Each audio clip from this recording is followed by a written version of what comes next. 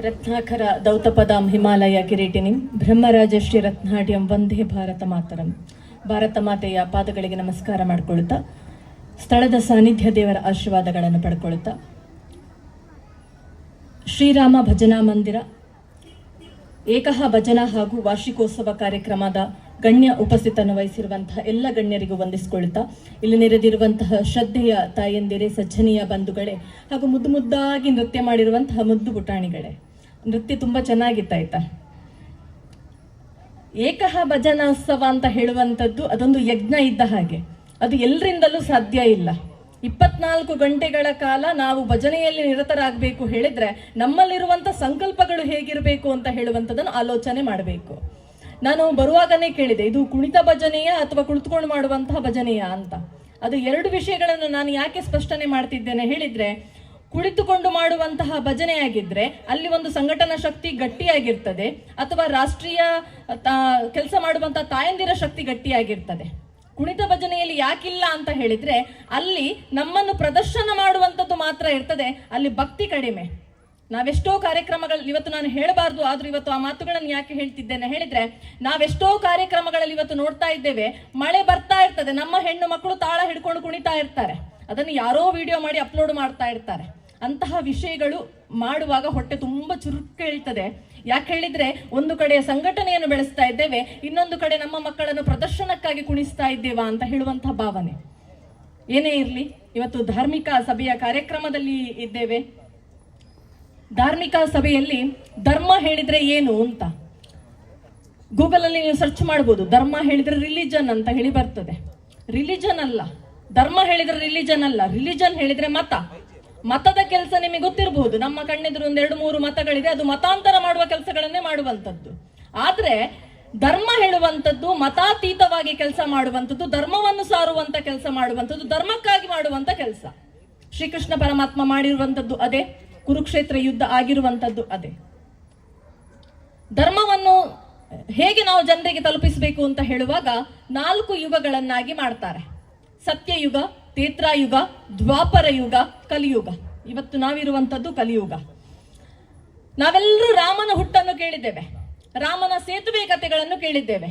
ರಾಮನ ಸೇತುವೆ ಇವತ್ತೂ ಇದೆ, ಅದಕ್ಕೆ ಕೊಂಕು ಮಾತಾಡೋರು 1000 ಮಾತಾಡ್ತಾರೆ, ಬಿಟ್ಬಿಡೋಣ ಅದನ್ನು. ಆದ್ರೆ ಅದನ್ನು ಹುಡುಕಿ ಅದನ್ನು ವೈಜ್ಞಾನಿಕವಾಗಿ ಅಲ್ಲಿರುವ ವಸ್ತುಗಳನ್ನು ವಿಜ್ಞಾನರು ನೋಡಿದಾಗ ಕ್ರಿಸ್ತ ರಾಮ ಸೇತುವಲ್ಲಿ 17 ಲಕ್ಷದ ಹಿಂದಿನ ಕಥೆ ಇದು. 17 ಲಕ್ಷದ ಹಿಂದೆ ರಾಮ ಸೇತು ಮಾಡಿದ್ದಾರೆ ಅಂತ. ನೀವು ನಿಜವಾಗಿ ರಾಮಾಯಣವನ್ನು ಪುಸ್ತಕವನ್ನು ತೆಗೆದಾಗ ಆ ಸೇತುವೆಗೆ ಇತಿಹಾಸವೂ ಅಷ್ಟೇ ಇದೆ. ಇವತ್ತು ರಾಮನ ಜನನ ಇದೆ ಅಂತ ಹೇಳಿ ನಾವು ನಂಬ್ತೇವೆ. ರಾಮ ಯಾವಾಗ ಹುಟ್ಟಿದ ಅಂತ ಹೇಳಿದ್ರೆ ಚೈತ್ರ ಮಾಸದ ನವಮಿ ಮಾಸದಲ್ಲಿ ಹುಟ್ಟಿದ್ದಾನೆ. ಹಾಗಾದ್ರೆ ಅಲ್ಲಿ ಉಚ್ಚ ಗ್ರಹಗಳು ಒಂದೇ ರೀತಿಯಲ್ಲಿ ಬಂದಾಗ ಆ ಶಕ್ತಿ ಹುಟ್ಟಿತು, ರಾಮನ ಅಸ್ತಿತ್ವ ಹುಟ್ಟಿತು. ವೈಜ್ಞಾನಿಕರು ಹುಡುಕ್ತಾ ಹೋಗ್ತಾರೆ, ಒಂದೇ ಗ್ರಹದಲ್ಲಿ ಅಷ್ಟು ಶಕ್ತಿ ಬರುವಂತಹ ವ್ಯಕ್ತಿ ಯಾವಾಗ ಹುಟ್ಟಿದ್ದಾನೆ ಹೇಳಿದ್ರೆ ಅದು ನೇರವಾಗಿ ತೋರಿಸುವಂತದ್ದು ರಾಮನ ಜನ್ಮ. ಇದನ್ನು ನಾವು ಎಲ್ಲಾ ಕಡೆ ಹೇಳಲಿಕ್ಕೆ ಸಾಧ್ಯ ಇಲ್ಲ. ಅದನ್ನು ಹೇಳಲಿಕ್ಕಿರುವಂತ ಅವಕಾಶ ಇರುವಂತದ್ದು ನಮಗೆ ಮನೆ, ಶಾಲೆ, ಮಂದಿರ ಮತ್ತೆ ಸಮಾಜ. ಹಾಗಾದ್ರೆ ಇವತ್ತಿನ ಮನೆ ಹೇಗಿದೆ ಅಂತ ಹೇಳುವಂತದ್ದನ್ನು ನಾವಿವತ್ತು ಅವಲೋಕನ ಮಾಡಬೇಕು. ಮನೆ ಇವತ್ತು ಮಂತ್ರಾಲಯ ಆಗ್ಬೇಕು. ಮನೆಯೇ ಮಂತ್ರಾಲಯ, ದೇವನಿರುವ ಪುಣ್ಯಾಲಯ ಅಂತ ಕೇಳಿದ್ದೇವೆ. ಹಾಗಾದ್ರೆ ಮಂತ್ರಾಲಯ ಆಗಬೇಕು ಹೇಳಿದ್ರೆ ಏನು? ಅದು ದೇವಾಲಯ ಆಗಬೇಕು. ದೇವಾಲಯ ಆಗಬೇಕು ಹೇಳಿದ್ರೆ ತುಂಬಾ ಕಷ್ಟ ಇಲ್ಲ, ತುಂಬಾ ಸುಲಭ ಇದೆ. ಆದ್ರೆ ನಾವು ಅದನ್ನು ಮಾಡ್ತಾ ಇಲ್ಲ, ಹೌದಲ್ವಾ? ಇವತ್ತು ನಮ್ಮ ಮನೆ ಮಂತ್ರಾಲಯ ಆಗಿದೆಯಾ? ಬೆಳಿಗ್ಗೆದ್ದುಕೊಂಡು ಶುಭ್ರವಾಗಿ ಸ್ನಾನ ಮಾಡಿ ದೇವರಿಗೆ ಕೈ ಮುಗ್ದು ಕೇವಲ ನಮಗಿಷ್ಟವಾದ ದೇವರ ಹೆಸರು, ನಾನು ಶಿವನ ಭಕ್ತೆ ಆಗಿದ್ರೆ ಓಂ ನಮಃ ಶಿವಾಯ, ವಿಷ್ಣುವಿನ ಭಕ್ತೆ ಆಗಿದ್ರೆ ಓಂ ವಿಷ್ಣುವೇ ನಮಃ, ರಾಮನ ಭಕ್ತೆ ಆಗಿದ್ರೆ ರಾಮಾಯ ಭದ್ರಾಯ ನಮಃ. ಈ ಶ್ಲೋಕವನ್ನು 108 ಸಲ ಹೇಳಲಿಕ್ಕೆ ಸಾಧ್ಯವಾ? ಅಥವಾ ನಾವು ಮಾಡ್ತಾ ಇದ್ದೇವಾ? 108 ಸಲ. ಯಾಕೆ? ಗೂಗಲ್ ಅಲ್ಲಿ ಸರ್ಚ್ ಮಾಡಿ 108 ಏನು ಅಂತ, ಅದರ ಮಹತ್ವ ಅದ್ಭುತವಾಗಿದೆ. ಅದಕ್ಕೋಸ್ಕರ ಇವತ್ತು 108 ಸಲ ಜಪ ಮಾಡಿ, 108 ಸಲ ಜಪದಪ್ಪಗಳನ್ನು ಮಾಡಿ ಹೇಳ್ತಾರೆ. ಹಾಗಾದ್ರೆ ಸುಲಭ ಇದೆ ಕೆಲಸ, ಮನೆಯನ್ನು ಮಂತ್ರಾಲಯ ಮಾಡಲಿಕ್ಕೆ. ನಮ್ಮ ಇಷ್ಟಾರ್ಥ ದೇವರಿಗೆ 108 ಸಲ ನಾವು ಜಪವನ್ನು ಮಾಡುವಂತದ್ದು. ಹಾಗಾದ್ರೆ ಅದನ್ನು ನೋಡಿ ನಮ್ಮ ಮಕ್ಕಳು ದೇವರ ಕೋಣೆಗೆ ಬರುವಂತದ್ದನ್ನು ಕಲಿತಾರೆ. ಇಲ್ಲಿ ಮನೆ ಮಂತ್ರಾಲಯ ಆಯಿತು. ಇನ್ನು ಮನೆಯನ್ನು ವಿದ್ಯಾಲಯ ಮಾಡುವುದು ಹೇಗೆ? ಮನೆಯೇ ಮೊದಲ ಪಾಠಶಾಲೆ ಹೇಳುವಂಥದ್ದನ್ನು ಕೇಳಿದ್ದೇವೆ. ತಾಯಿಯೇ ಮೊದಲ ಗುರುವಂತೆ. ಹಾಗಾದ್ರೆ ತಂದೆ ತಾಯಿಯ ವರ್ತನೆಗಳು ನಮ್ಮ ಮಕ್ಕಳ ಮೇಲೆ ಬೀಳುವಂಥದ್ದು ಹೌದು. ಹಾಗಾದ್ರೆ ತಂದೆ ತಾಯಿಯ ವರ್ತನೆ ಹೇಗಿರ್ಬೇಕು? ಯಾವ ಮುಹೂರ್ತ ಬೆಳಿಗ್ಗೆ ಏಳುದು ಶುಭ ಅಂತ ಕೇಳಿದ್ರೆ ಅದು ಬ್ರಾಹ್ಮಿ ಮುಹೂರ್ತ ಅಂತ ಹೇಳ್ತೇವೆ. ಯಾರು ಸೂರ್ಯ ಉದಯಿಸುವ ಮುಂಚೆ ಹೇಳ್ತಾರ ಅವರು ಸಾಂಸಾರಿಕವಾಗಿ ಗಟ್ಟಿ ಇದ್ದಾರೆ ಅಂತ. ಅದು ನೀವು ಇಡೀ ಜಗತ್ತಲ್ಲೇ ಕೇಳಿ, ಯಾವ ಗಳಿಗೆ ಏಳುದು ಒಳ್ಳೇದು ಹೇಳಿದ್ರೆ ಬೆಳಿಗ್ಗೆ ಏಳುದು ಒಳ್ಳೇದು ಅಂತ. ನಾವಿವತ್ತು ಸೂರ್ಯ ಉದಯ ಆದ್ಮೇಲೆ ಹೇಳ್ತಿದ್ದೇವ, ಸೂರ್ಯ ಹುಟ್ಟುವ ಮುಂಚೆ ಹೇಳ್ತಿದ್ದೇವ ಅಂತ ತಿಳ್ಕೊಳ್ಬೇಕು. ಸೂರ್ಯ ಹುಟ್ಟುವ ಮುಂಚೆ ನಾವೆದ್ದಾಗ ಅದನ್ನು ನಮ್ಮ ಮಕ್ಕಳು ಕಂಡಾಗ ಖಂಡಿತವಾಗಿಯೂ ಕೂಡ ನಮ್ಮ ಮನೆ ವಿದ್ಯಾಲಯ ಆಗ್ಲಿಕ್ಕೆ ಸಾಧ್ಯ. ನಮ್ಮನ್ನು ನೋಡಿ ಇವತ್ತು ನಮ್ಮ ಮಕ್ಕಳು ಬೆಳೀತಾ ಇದ್ದಾರೆ.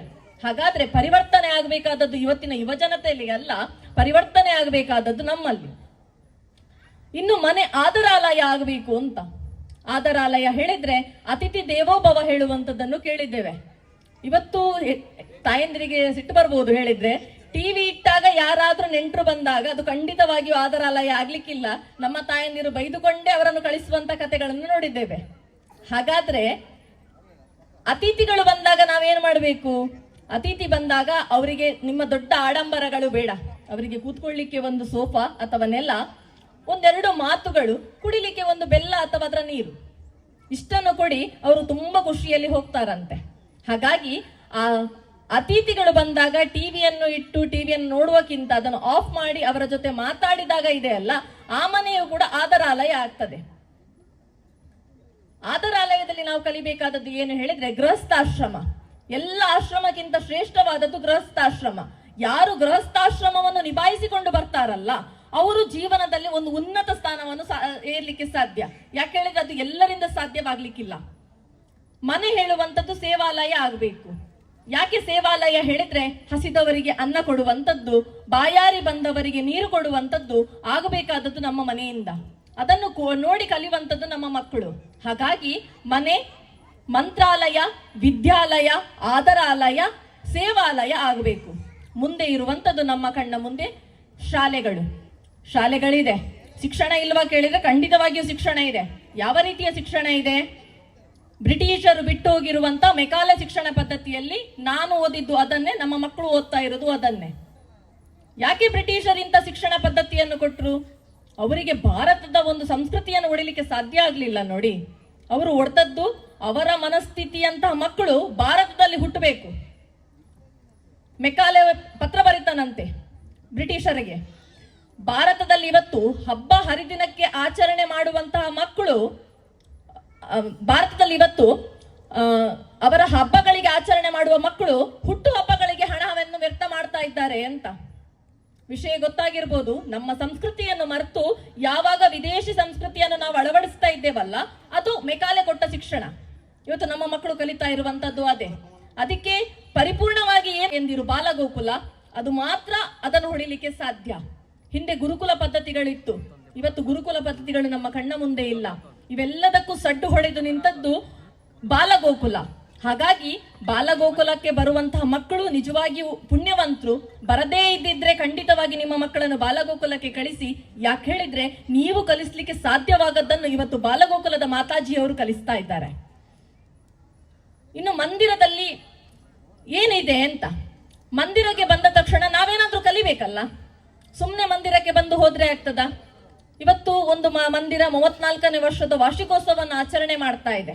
ಮಂದಿರ ಹೇಳುವಂಥದ್ದು ಒಂದು ಸುಂದರವಾದ ಕಲ್ಪನೆ. ಇದು ನಿಮಗೆ ಸಿಗುವಂಥದ್ದು ಕೇರಳದಿಂದ, ನಮ್ಮ ದಕ್ಷಿಣ ಕನ್ನಡ ಮತ್ತು ಉಡುಪಿ ಈ ಭಾಗದಲ್ಲಿ ಮಾತ್ರ ನಿಮಗೆ ಈ ಮಂದಿರಗಳು ಸಿಗ್ಲಿಕ್ಕೆ ಸಾಧ್ಯ. ಹಾಗಾದ್ರೆ ಸಂಘಟನಾ ಶಕ್ತಿ ಇವತ್ತು ಗಟ್ಟಿಯಾಗಿರುವಂಥದ್ದು ಇಂಥ ಮಂದಿರಗಳಿಂದ. ಕೋರ್ಟ್ ಕೇಸ್ಗಳನ್ನು ಹ್ಯಾಂಡಲ್ ಮಾಡಿಕೊಂಡು ಮಂದಿರವನ್ನು ಉಳಿಸಬೇಕು ಹೇಳಿದ್ರೆ ಅದರ ಫಲ ಇಲ್ಲಿಯ ಗ್ರಾಮಸ್ಥರಿಗೆ ಗೊತ್ತಿರಬಹುದು.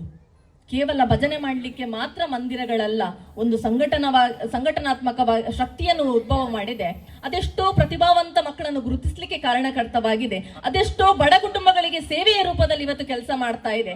ಅದೆಷ್ಟೋ ತಾಯಂದಿರಿಗೆ ನಾವು ನಿಮ್ಮ ಜೊತೆ ಇದ್ದೇವೆ ಹೇಳಿಕೊಂಡು ಅವರ ಆರೋಗ್ಯ ಸಮಸ್ಯೆಯ ಜೊತೆಯಾಗಿದೆ. ಅದೆಷ್ಟೋ ವಿದ್ಯಾರ್ಥಿಗಳಿಗೆ ವಿದ್ಯಾರ್ಥಿ ಪುರಸ್ಕಾರಗಳನ್ನು ಕೊಡುವ ಮೂಲಕ ಇವತ್ತು ಮಂದಿರ ಜೊತೆಯಾಗಿದೆ. ಮಂದಿರ ಸುಮ್ಮನೆ ಇವತ್ತು ಮಂದಿರವಾಗಿ ನಿಲ್ಲಿಲ್ಲ. ಅದನ್ನು ನಾವು ದೇವಾಲಯ ಅಂತ ಅನ್ಕೊಳ್ಳದೆ, ಅಂದ್ರೆ ದೇವಸ್ಥಾನದ ರೂಪವನ್ನು ಅದಕ್ಕೆ ಕೊಡದೆ, ಸೂತಕ ಮೈಲಿಗೆ ಅಂತ ಹೇಳಿಕೊಂಡು ಅದನ್ನು ಬದಿಗಿಡದೆ ಅದು ನಮ್ಮನ್ನೆಲ್ಲ ಸೇರಿಸುವಂತ ಒಂದು ಸ್ಥಾನ. ಇವತ್ತು ಇಲ್ಲಿ ನೃತ್ಯ ಮಾಡುವಾಗ ಒಂದು ಕೆಲವು ತಾಯಂದಿರು ಮಾತಾಡ್ತಾ ಇದ್ರು, ಅದು ಅವರ ಮಗು, ಇದು ಇವರ ಮಗು ಅಂತ. ಅಂದ್ರೆ ನಾವು ಸೇರ್ತಾ ಇದ್ದೇವೆ ಎಲ್ಲಿ? ಈ ಮಂದಿರದ ಜಾಗದಲ್ಲಿ. ಮೊದಲು ಹೇಗಿತ್ತು? ಊರಿಗೆ ಒಂದೇ ಶಾಲೆ, ಆ ಶಾಲೆಯಲ್ಲಿ ಮಕ್ಕಳು ಸೇರ್ತಿದ್ರು, ಒಂದೇ ಶಾಲೆ, ಎಲ್ಲರ ಪರಿಚಯ ಇತ್ತು. ಆದ್ರೆ ಇವತ್ತು ಹಾಗಿದೆಯಾ? ಇಲ್ಲ. ಒಂದು ಗ್ರಾಮದಲ್ಲಿ 4-5 ಶಾಲೆಗಳಿದೆ. ಹಾಗಾದ್ರೆ ಆ 4-5 ಶಾಲೆಯ ಮಕ್ಕಳು ಪರಿಚಯ ಆಗುದೆಲ್ಲಿ? ಇಂಥ ಮಂದಿರಗಳಲ್ಲಿ. ಅದೆಷ್ಟೋ ತಾಯಂದಿರು ತಮ್ಮ ಮನೆಯ ಕೆಲಸಗಳನ್ನು ಮುಗಿಸಿ ಹವ್ಯಾಸಕ್ಕಾಗಿ ಭಜನೆ ಕೂತ್ಕೊಳ್ಳಿಕ್ಕೆ ಒಂದು ಸ್ಥಳ ಬೇಕಲ್ಲ, ಅದು ಸಾಧ್ಯವಾಗುವಂಥದ್ದು ಇಂಥ ಮಂದಿರದಲ್ಲಿ. ಹಾಗಾಗಿ ಮಂದಿರವನ್ನು ಸಂಘಟನೆಗಾಗಿ ಬಳಸ್ಕೊಳ್ಳಿ.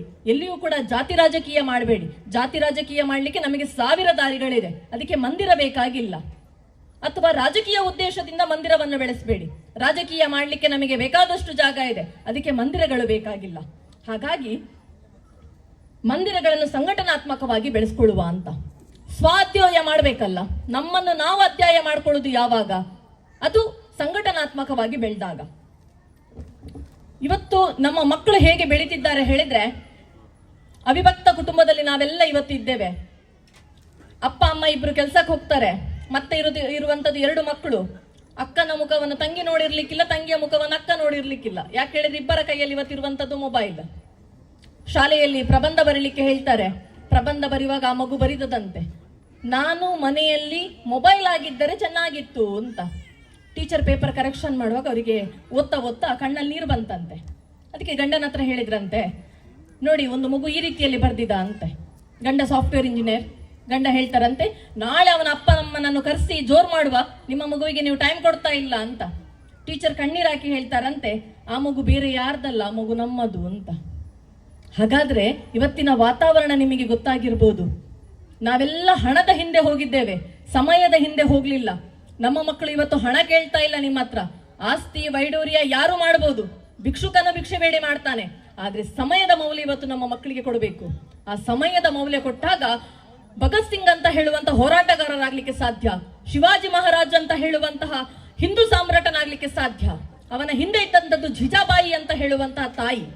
ಹಾಗಾಗಿ ನಮ್ಮ ಮಕ್ಕಳಿಗೆ ಇನ್ನೊಬ್ರು ಬಂದು ಅವರ ಧರ್ಮದ ಬಗ್ಗೆ ಹೇಳುವಕ್ಕಿಂತ ಮುಂಚೆ ನಮ್ಮ ಧರ್ಮದ ಬಗ್ಗೆ ನಮ್ಮ ಮಕ್ಕಳಿಗೆ ಹೇಳಲಿಕ್ಕೆ ಅವಕಾಶ ಇರುವಂತದ್ದು ಮನೆಯಿಂದ ಮಾತ್ರ. ಹಾಗಾಗಿ ಮನೆಯನ್ನು ನಾವು ಮಂತ್ರಾಲಯವಾಗಿಸಿಕೊಳ್ಳೋಣ, ಮನೆಯನ್ನು ಒಂದು ಶಕ್ತಿಯನ್ನಾಗಿ ಮಾಡುವ. ಇವತ್ತು ನಾವು ರಾಮರಾಜ್ಯದ ಕಲ್ಪನೆಯನ್ನು ಎಲ್ಲ ಕಡೆ ಹೇಳ್ತಿದ್ದೇವೆ. ರಾಮ ಬಂದು ಪಟ್ಟದಲ್ಲಿ ಕೂತ್ಕೊಂಡಿದ್ದಾರೆ, ರಾಮರಾಜ್ಯ ಆಗಿದೆ ಅಂತ. ರಾಮ ಸುಮ್ಮನೆ ಬಂದು ಪಟ್ಟದಲ್ಲಿ ಕೂತ್ಕೊಳ್ಳಿಲ್ಲ. ರಾಮರಾಜ್ಯ ಮಾಡಿರುವಂತದ್ದು ಭರತ ರಾಮನ ಪಾದುಕೆಯನ್ನು ತಂದುಕೊಂಡು ಅವನ ಪೂಜೆಯನ್ನು ಮಾಡಿಕೊಂಡು ಅಲ್ಲಿ ಒಂದು ರಾಮರಾಜ್ಯ ಇದ್ರೆ ಹೇಗಿರಬೇಕು ಹೇಳುವ ಪರಿಕಲ್ಪನೆಯನ್ನು ಮಾಡಿದ್ರು. ನಾವು ಮಾಡಿದ್ದು ಅಷ್ಟೇ. ರಾಮನನ್ನು ಸುಮ್ಮನೆ ಕೂತ್ಕೊಳ್ಳಿಸ್ಲಿಲ್ಲ. 15 ಕೋಟಿ ಮನೆಗಳಿಗೆ ಸಿಲಿಂಡರ್ ಅನ್ನು ನೀಡಿಕೊಂಡು ನೀವು ಒಲೆಯಿಂದ ಹೊರಗೆ ಬನ್ನಿ ಅಂತ ಹೇಳುವ ಮೂಲಕ ರಾಮನಲ್ಲಿ ಹೋಗಿ ಕೂತ್ಕೊಳ್ಳಿಸಿದ್ದೇವೆ. ಕೊರೋನಾ ಅಂತ ಹೇಳುವಂತಹ ಮಹಾಮಾರಿ ರೋಗ ಬಂತು. ಅಮೆರಿಕದವರು ವ್ಯಾಕ್ಸಿನ್ ಅನ್ನು ಕಂಡುಹಿಡಿದ್ರು. ಕೆಳಗೊಂದು ಟ್ಯಾಗ್ ಲೈನ್ ಬರೆದ್ರು, ನಿಮ್ಮ ದೇಹಕ್ಕೆ ಏನಾದ್ರೂ ಹೆಚ್ಚು ಕಡಿಮೆ ಆದ್ರೆ ನಾವು ಜವಾಬ್ದಾರರಲ್ಲ ಅಂತ. ಏಕಾಏಕಿ ಭಾರತ ಹೇಳಿತು ಇದು ನನಗೆ ಬೇಡ ಅಂತ. ಯಾಕೆ ಬೇಡ ಹೇಳಿತು ಹೇಳಿದ್ರೆ ನಮ್ಮ ಜೀವಕ್ಕೆ ಬೆಲೆ ಇಲ್ಲ. ಹಾಗಾದ್ರೆ ಅದಕ್ಕೋಸ್ಕರ ಭಾರತವೇ ಔಷಧಿಯನ್ನು ಕಂಡು ಹಿಡಿದು ಅದನ್ನು ಹೊರಗಡೆ ಬಿಟ್ಟಿತು. ಅದು ಕೂಡ ಹೇಗೆ ಬಿಟ್ಟಿತ್ತು ಹೇಳಿದ್ರೆ ಅದರ ಕೇವಲ ಬಳಸಿದ ಮೊತ್ತಮಗಳು ಮಾತ್ರ ಸಾಕು ಅಂತ. ಕೆಲವು ದೇಶ ಹೇಳಿತಂತೆ, ನಮ್ಮ ಹತ್ರ ಅದು ಕೂಡ ಇಲ್ಲ ಅಂತ. ನಿಮಗೆ ಉಚಿತವಾಗಿ ಕೊಡ್ತೇವೆ ಹೇಳಿತ್ತಂತೆ. ವಿಶ್ವಗುರು ಅಂತ ಹೇಳ್ತೇವಲ್ಲ, ಇವತ್ತು ನಮ್ಮ ಭಾರತ ವಿಶ್ವಗುರು ಆಗಿದೆ. ಈ ರೀತಿಯಲ್ಲಿ ವಿಶ್ವಗುರು ಆಗಿದೆ. ಹೀಗೆ ಮಾಡಿಕೊಂಡು ನಮ್ಮ ಹತ್ರ 5 ರೀತಿಯ ವ್ಯಾಕ್ಸಿನ್ಗಳಿದೆ. ಇವತ್ತು ಇಂಜೆಕ್ಷನ್ ತಗೊಳ್ಳಿಕ್ಕೆ ಇಷ್ಟ ಇಲ್ಲ, ಮೂಗಿಗೆ ಹಾಕುವ ಸ್ಪ್ರೇ ಅನ್ನು ಕೂಡ ಕಂಡು ಹಿಡಿದಿದ್ದೇವೆ. ನಿಜವಾಗಿ ನಾವು ವಿಜ್ಞಾನಿಗಳಿಗೆ ಗ್ರೇಟ್ಫುಲ್ ಹೇಳಬೇಕು.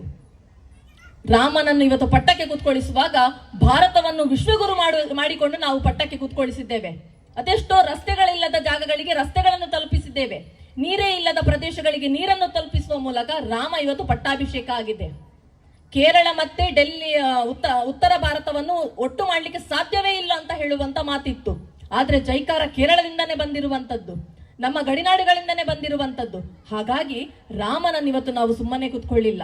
ಹಾಗಾಗಿ ಈ ಮಂದಿರದಲ್ಲಿ ಕೂಡ ಅದೇ ರಾಮನ ಶಕ್ತಿ ಇದೆ.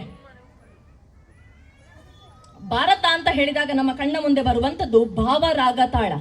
ಯಾಕೆ ಭಾವರಾಗ ತಾಳ ಅಂತ ಹೇಳಿದ್ರೆ ಅದು ಒಂದು ಶುದ್ಧವಾದಂತಹ ರೀತಿಯಲ್ಲಿ ಬಾತಿ ಸರ್ವೇಶು ವೇದಿಷು ರತಿ ಸರ್ವೇಶು ಜಂತುತು ತರಣಂ ಸರ್ವತೀರ್ಥನಾಥೇನ ತೇನಾ ಭಾರತಿ ಉಚ್ಚೇನ. ಬಾತಿ ಹೇಳಿದ್ರೆ ಬೆಳಗು ಅಂತ. ಇವತ್ತು ನನ್ನ ಭಾರತ ಬೆಳಗ್ತಾ ಇದೆ ಯಾವುದರಿಂದ? ಜ್ಞಾನದಿಂದ. ಹಾಗಾಗಿ ಜ್ಞಾನದ ಬೆಳಗನ್ನು ನಾವಿವತ್ತು ಬೆಳಗ್ತಾ ಇದ್ದೇವೆ. ಭಾರತ ಅಂದ್ರೆ ಅದು ಬರಡು ಭೂಮಿಯಲ್ಲ, ಅದು ಭಗವತಿ. ಇಡೀ ಸ್ವಾತಂತ್ರ್ಯ ಹೋರಾಟಗಾರರಿಗೆ ಇವತ್ತು ನನ್ನ ಭಾರತ ಎದುರಾಗಿ ನಿಂತಿರುವಂತದ್ದು ತಾಯಿಯ ಸ್ವರೂಪದಲ್ಲಿ. ಒಂದೇ ಮಾತರಂ ಅಂತ ಹೇಳುವ ಘೋಷಣೆಯ ಮೂಲಕ ಪ್ರತಿಯೊಬ್ಬರಲ್ಲೂ ಕಿಚ್ಚನ್ನು ಹತ್ತಿಸಿಕೊಂಡು ನಾವಿವತ್ತು ತಾಯಿಯನ್ನು ಪೂಜಿಸ್ತಾ ಇದ್ದೇವೆ. ಬೇರೆ ಎಲ್ಲೂ ಕೂಡ ಇಲ್ಲ ತಮ್ಮ ದೇಶವನ್ನು ತಾಯಿಯ ರೂಪದಲ್ಲಿ ನೋಡುವಂಥದ್ದು. ಇಲ್ಲಿರುವಂತಹ ನದಿಗಳನ್ನು ನಾವು ತಾಯಿಯಾಗಿ ನೋಡ್ತೇವೆ, ಗಂಗೆಯಾಗಿ ಪೂಜೆ ಮಾಡ್ತೇವೆ, ತುಂಗೆಯಾಗಿ ಪೂಜೆ ಮಾಡ್ತೇವೆ. ಇಲ್ಲಿರುವಂತಹ ಗೋಮಾತೆಗೆ ತಾಯಿಯ ಸ್ವರೂಪವನ್ನು ಕೊಟ್ಟಿದ್ದೇವೆ. ಹಾಗಾಗಿ ಯತ್ರ ನಾರೆಸ್ತು ಪೂಜೆಂತೆ ರಮಯಂತೆ ತತ್ರ ದೇವತಃ ಅಂತ. ಎಲ್ಲಿ ನಾರಿಯನ್ನು ಪೂಜಿಸ್ತಾರೋ ಅಲ್ಲೂ ದೇವಾನುದೇವತೆಗಳು ಇರ್ತಾರೆ.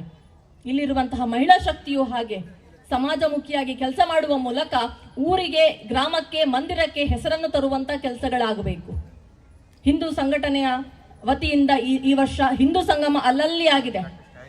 ಪಂಚ ಪರಿವರ್ತನೆಗಳನ್ನು ನಮ್ಮ ಮುಂದೆ ತಂದಿದ್ದಾರೆ. ಆ ಪಂಚ ಪರಿವರ್ತನೆಯನ್ನು ನಾವು ಅಳವಡಿಸ್ಕೊಂಡಿದ್ದೇವ ಅಂತ ನೆನಪು ಮಾಡ್ಕೊಳ್ಬೇಕು. ಕುಟುಂಬ ಪ್ರಬೋಧನ ಹೇಳುವಂತ ಪರಿಕಲ್ಪನೆಯನ್ನು ತಂದ್ರು. ಒಂದು ಹೊತ್ತಿನ ಊಟವನ್ನು ಇವತ್ತು ನನ್ನ ಕುಟುಂಬದೊಟ್ಟಿಗೆ ನಾವು ನೆಮ್ಮದಿಯಲ್ಲಿ ಕೂತ್ಕೊಂಡು ತಿಂತಾ ಇದ್ದೇವಾ ಅಂತ ಹೇಳುವಂತ ಯೋಚನೆಯನ್ನು ಮಾಡಿ. ಸ್ವದೇಶಿ ವಸ್ತುಗಳ ಬಳಕೆ, ನಮ್ಮ ಮನೆಯಲ್ಲಿ ಇವತ್ತು ಸ್ವದೇಶಿ ವಸ್ತುಗಳ ಬಳಕೆ ಆಗ್ತಿದೆಯಾ ಅಂತ ಹೇಳಿ ನೋಡಬೇಕು. ಸಾಮರಸ್ಯ, ಇಲ್ಲಿ ಎಲ್ಲ ಜಾತಿ ಭೇದಗಳನ್ನು ಮರೆತು ಸೇರಿದ್ದೇವೆ.